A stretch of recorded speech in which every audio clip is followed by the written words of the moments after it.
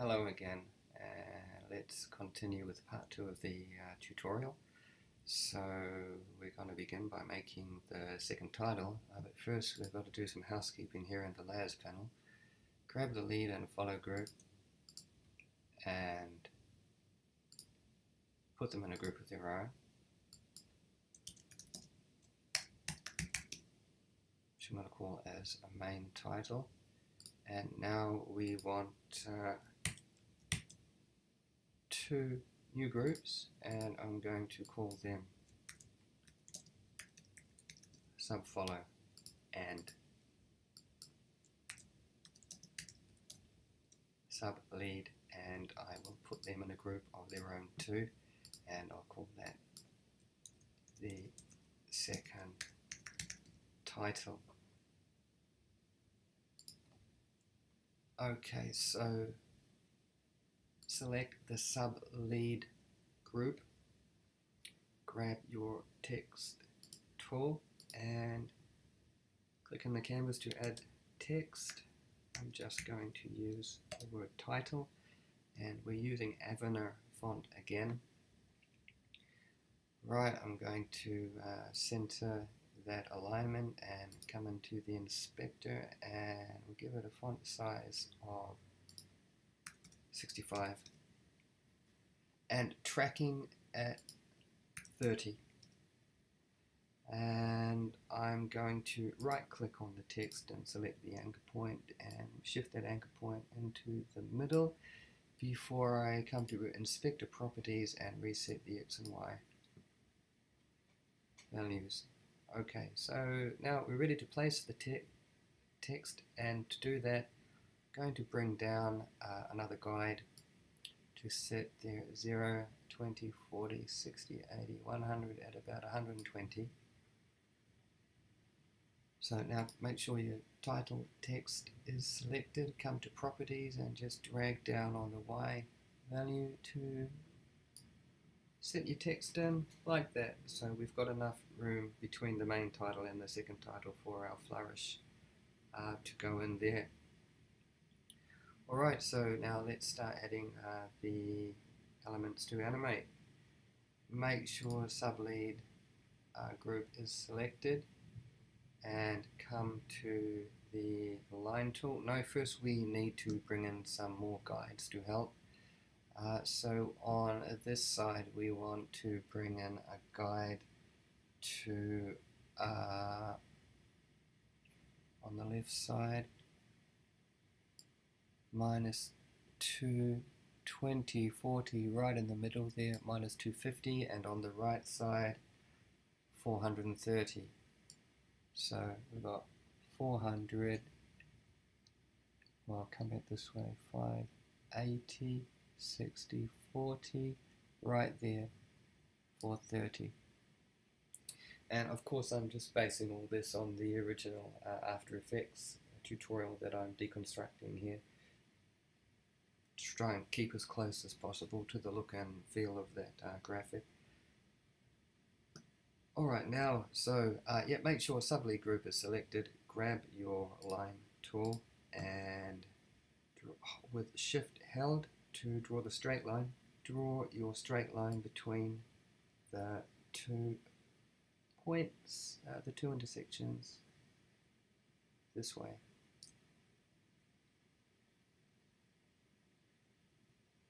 Okay, and now it's already colored pink. I've been working on this a while, but you can color that line as pink. I'm going to rename it as the sublead pink, and in the inspector going to give this the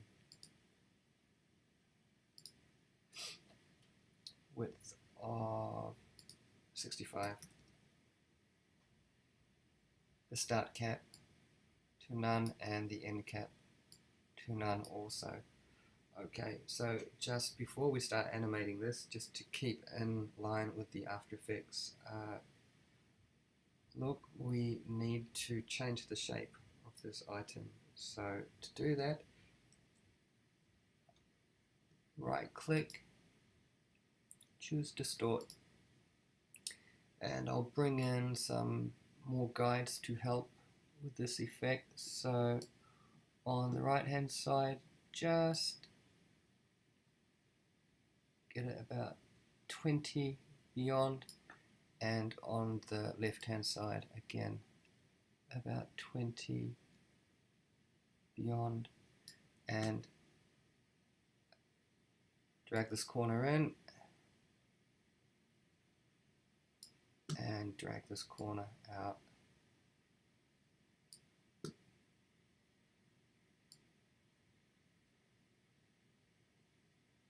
Okay, so you want it looking, oh, how's that looking? That'll do.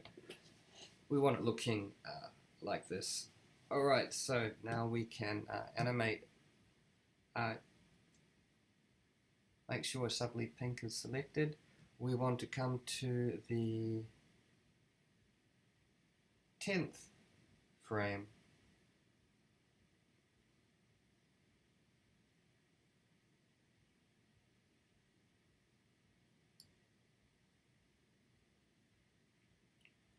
And set the first point offset keyframe here and bring that up to 100%. Now come to 2 seconds, 60 frames in, and bring that first point offset back to 0. And in the keyframe editor, I'm going to set that to ease both.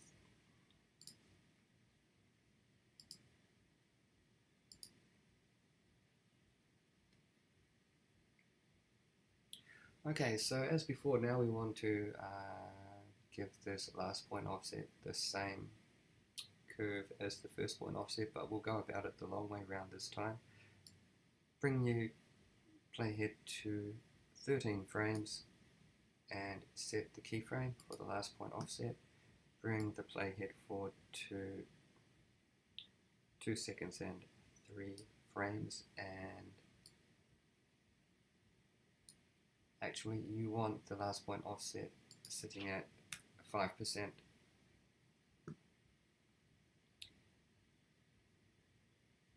In the keyframe editor, I'm just going to turn off the first point offset so I can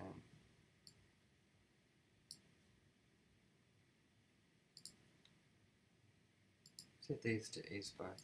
You don't have to always use the transform keyframe tool. You can just shift select the nodes directly up, but I like to use the transform keyframe tool to be careful, because quite often what I find, if I just click a node, I might move it up or down, or move its position as either keyframe editor, which can create a lot of problems later on if you don't catch it. Okay, so we've animated the first element, so now we need to add the next element in there. So grab the sublead pink, duplicate, rename that to sublead white, and adjust the color to white. So now it's sitting on top of the pink item.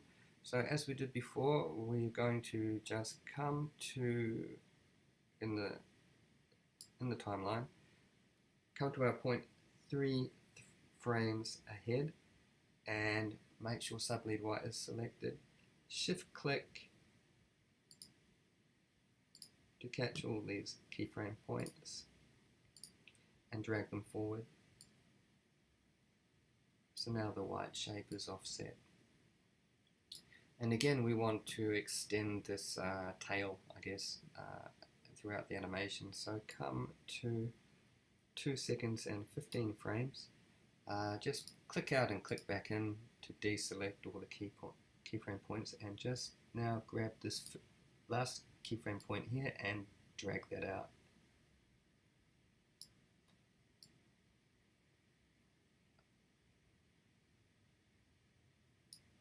Okay, so that's pretty much done. So now we're able to get busy with the masking.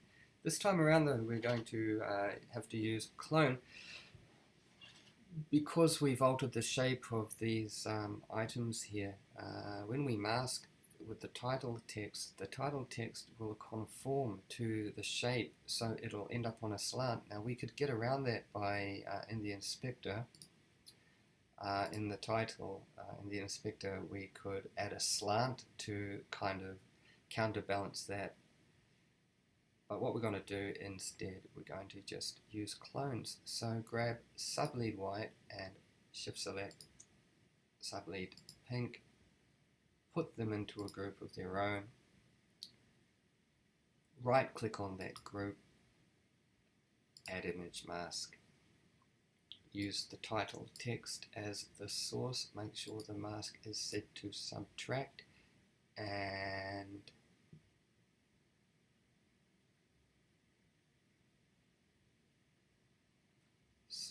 back a step.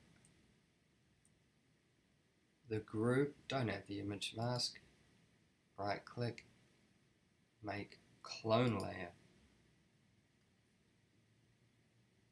Select this clone layer, right click, add image mask, and this image mask we add the title text to as the source, and turn off the actual sublead groups and set the mask blend mode to subtract.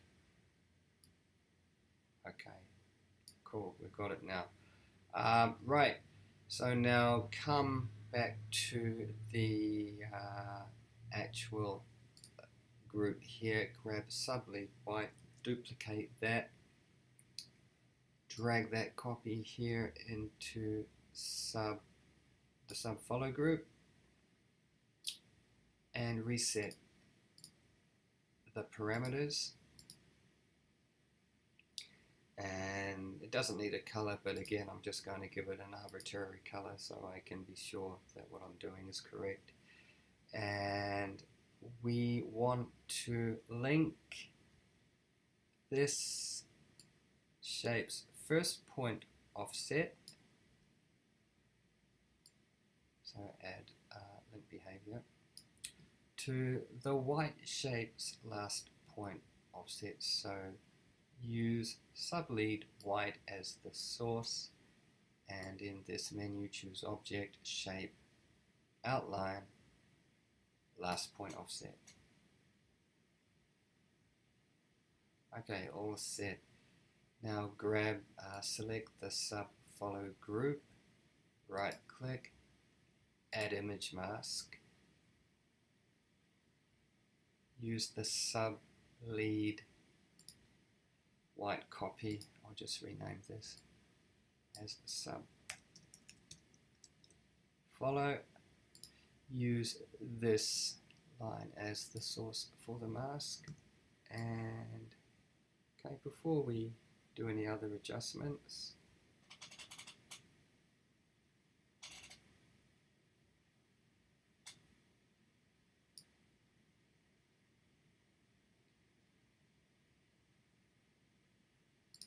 okay, sorry, I've forgotten an important step.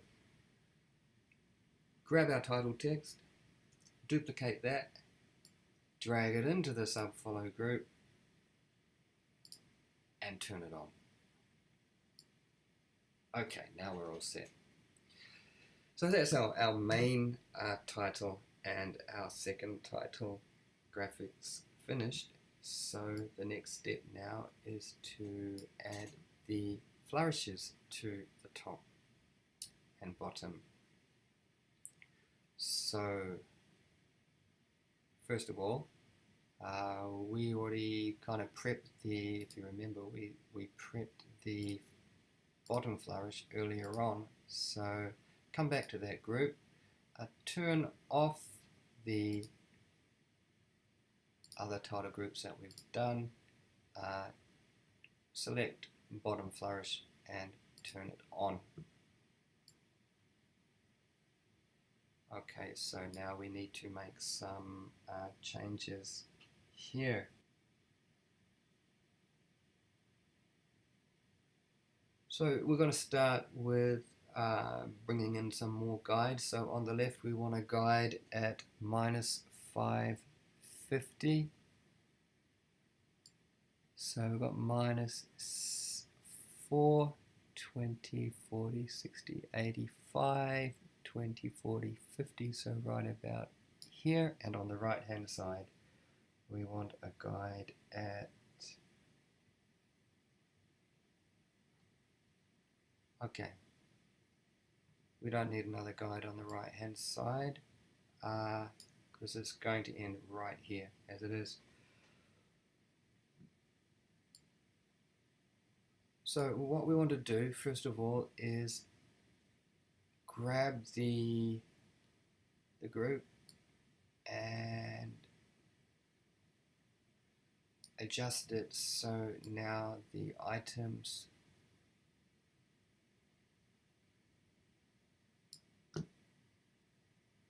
enter at that point. Now we want to set the timing, so come to the 18th frame, open up the bottom flourish group, select lead white copy and lead pink copy, and shift select in the timeline, shift select all these keyframe points to drag them forward so the flourish begins on the 18th frame. Okay, and now the last thing we have to do is come to the, keep them both selected, come to the shape in the inspector. We're going to change that width down to 10. Okay, so let's turn back on the second title group and the main title group. You can close the bottom flourish group and just select it, and now we can grab in properties, bring the Y position down so that it's sitting between now.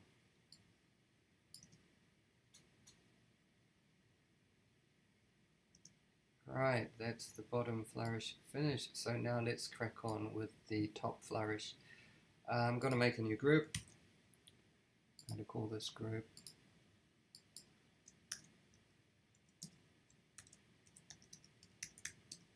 top flourish, and I'm going to, do I want to bring in another guide?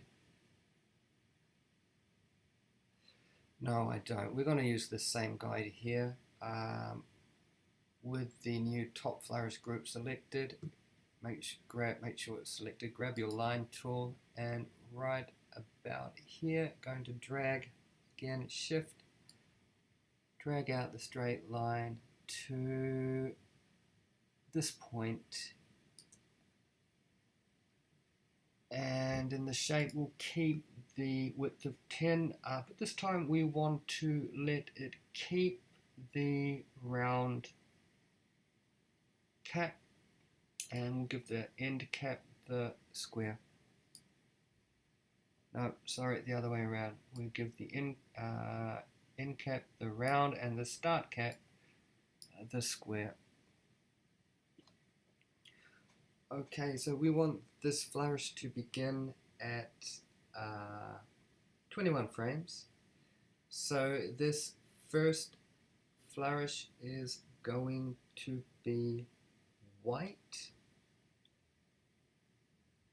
and so no, we want it to begin at 18 frames, so bring the playhead to 18 frames, color it white, and we want to bring the last point offset to 0 and set the keyframe, and now we want the playhead to 1 second and 12 frames.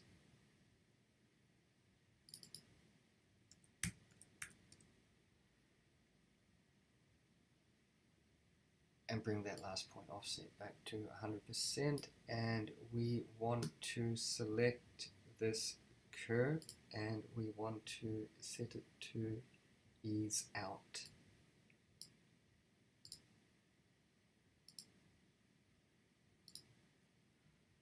Okay, now just going to rename this as white. I'm going to duplicate this and I'm going to call it blue.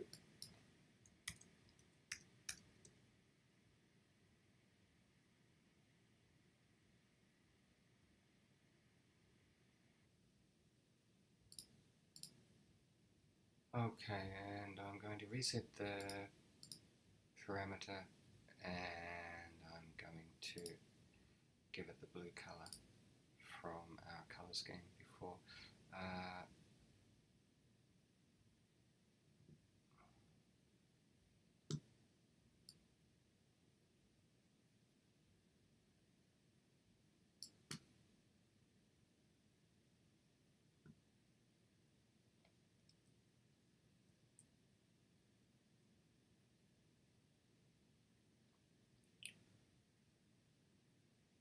Okay, so I will give it the blue color from our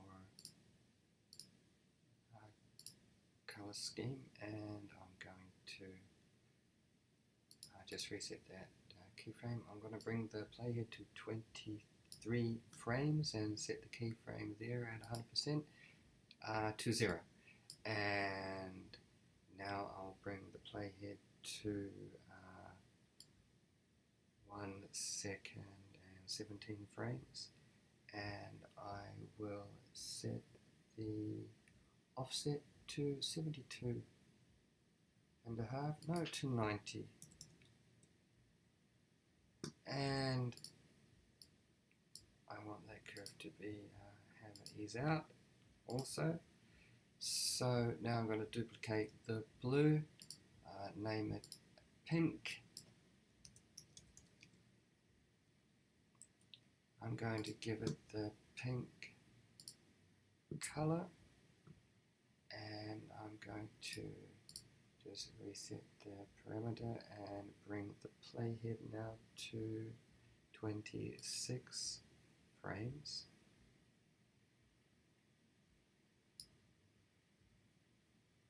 And set that last point offset to 0, set the keyframe, and now I want to bring the playhead to 1 second and 22 frames.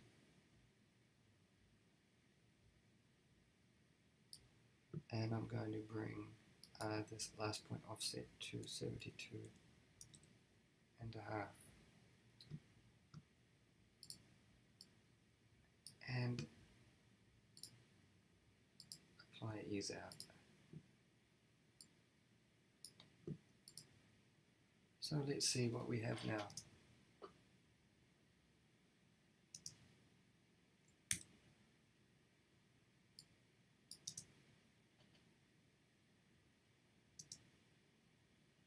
Alright, so we have our main graphic animating in, and now we want the graphic to then reverse itself out. So a couple of things to do. First of all, set the playhead to 2 seconds and 20 frames.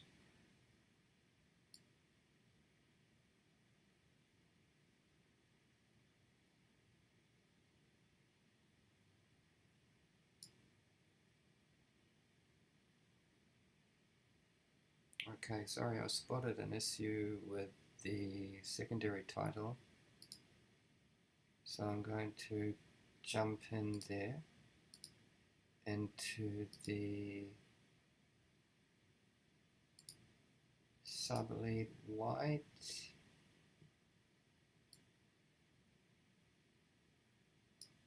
Sublead white. Okay, I've made a mistake earlier. We want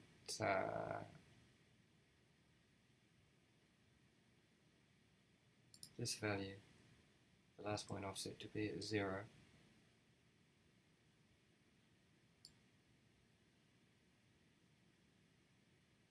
Okay, now we're good to go.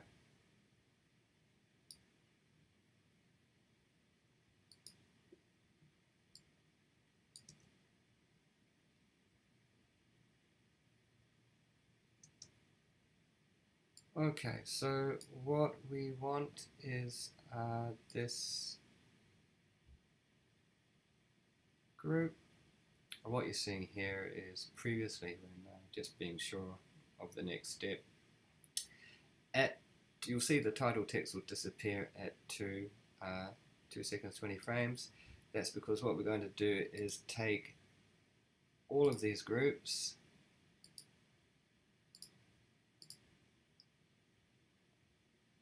select the main title group, bottom flourish, top flourish, and second title, right click, group them, and call this group animate in, and the keyboard hotkey O to trim everything to 2 seconds and 20 frames. Okay, now we're going to right click on the animate in, make a clone layer, and use the shift left bracket key to have the clone layer begin where the animate in graphic finishes. And in the inspector, if timing is not showing, just see out here it says timing show hide, make sure it's showing, and set this checkbox here to on so that it will reverse itself out. And there you go. So that is the graphic finished. Okay, so just to finish up, I've got to tidy up a mistake that I spotted that I made earlier. If you come into the animating group to the second title and get to the sub-lead pink and white, just you want to change that the sub-lead white shape is on the bottom, not on the top. So if we're sitting on the top, then we get this happening.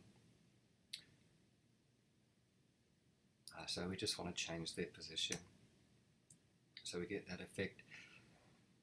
Okay, also the sub-lead white shape, what I have done is that last point offset curve, I've just tweaked it a bit more so that that tail extends even more.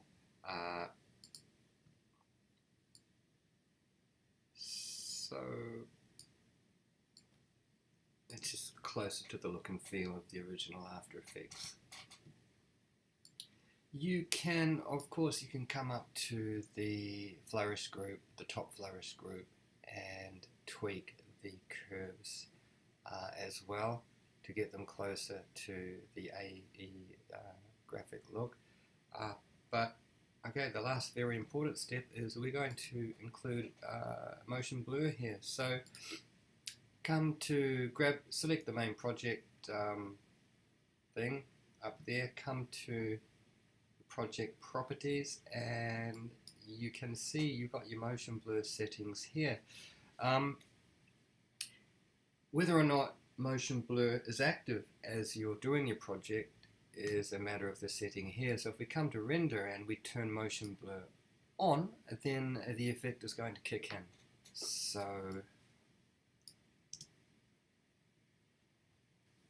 now my screen rate, my frame rate's dropping, of course, because I'm screen recording here, but when you do render that out, it's going to look much nicer with the motion blur on. Personally, I actually don't know how motion blur works or exactly why it does what it does, but I just know that it just makes everything look better. That's something I need to know more about.